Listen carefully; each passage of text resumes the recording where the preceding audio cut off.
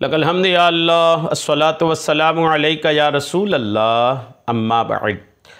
سلسلہ ہے ناظرین کے سوالوں کے جواب دینے کا۔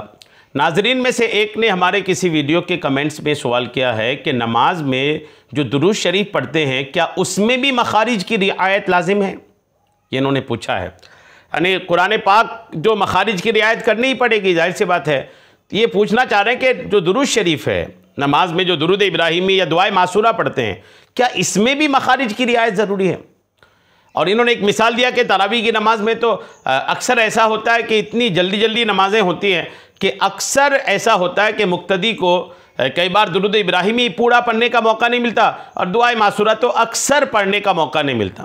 تو جہاں پورے کے پورے دعائے معصورہ ہی چھوٹ جاتا ہے یا کئی بار پورے کے پورے درود ابراہیمی ہی چھوٹ جاتا ہے، تو جو پورا چھوٹ جائے تب بھی نماز ہو جائے، تو اس میں اگر کبھی مخارج کے خلاف کر لیا، مخارج کی درست ادائیگی کے ساتھ نہیں پڑھا یہ درود ابراہیمی یا دعائے معصورہ میں، تو نماز ہوگی کہ نہیں؟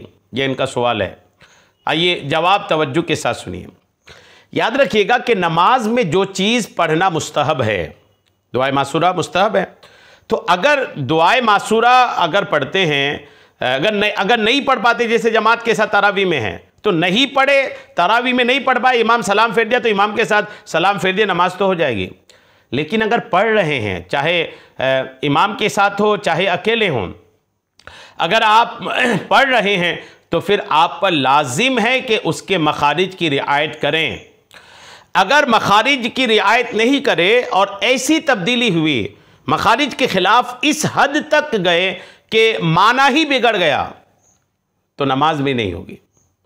جی ہاں، جیسے رکوع کے اندر سبحان ربی العظیم، سبحان ربی العظیم زوئے کا مخرج ہے، لوگ اس کو عظیم یا عظیم زے کے ساتھ پڑھ لیتے ہیں۔ اگر رکوع کی تسبیح میں سبحان ربی العظیم میں زوئے مکمل طریقے سے ادا نہیں کر پایا اور عظیم پڑھ دیا یا عظیم پڑھ دیا زے کے ساتھ، تو فقہاء کرام نے قانون شریعت میں بھی، بہار شریعت میں بھی، مومن کی نماز میں بھی اور دیگر بڑی بڑی کتابوں میں بھی یہی لکھا ہے کہ اگر زوئے کو نہیں پڑھ کر جیم پڑھ دیا، زے پڑھ دیا، تو نماز نہیں ہوگی۔ تو نماز میں رکوع میں جو تسبیح ہے یہ بھی تو مستحب ہی ہے نا۔ تو اب جب رکوع کی تسبیح جو مستحبات میں سے ہے اور 3 تسبیح اس میں پڑھنا، یا اگر اس میں جو مستحبات میں سے ہے، تو اب غور کیجئے کہ جب اس میں بھی وہ بھی قرأت کے، ظاہر سی بات ہے رکوع کی جو تسبیح ہے وہ قرأت کے قائم مقام تو نہیں ہے۔ اب جب قرأت کے قائم مقام نہیں ہے اور رکوع کی تسبیح کو اگر کوئی غلط پڑھتا ہے تو نماز فاسد ہو جاتی ہے۔ تو دعائے معصورہ میں یا پھر درود ابراہیمی میں بھی اگر ایسی غلطی ہوئی، اگر مخارج کی عدم درستگی میں، مخارج درست نہ ہونے کی صورت میں ایسی غلطی ہوئی کہ معنی فاسد ہو جائے، تو وہاں بھی نماز نہیں ہوگی۔ ٹھیک ہے؟ تو چاہے نماز میں رکوع سجدے کی تسبیحات ہو، درود ابراہیمی ہو، دعائے معصورہ ہو، قرآن ہو، اس میں ضروری حد تک مخارج کی ادائیگی، مخارج کی رعایت یہ لازم ہے نماز کے صحیح ہونے کے لیے۔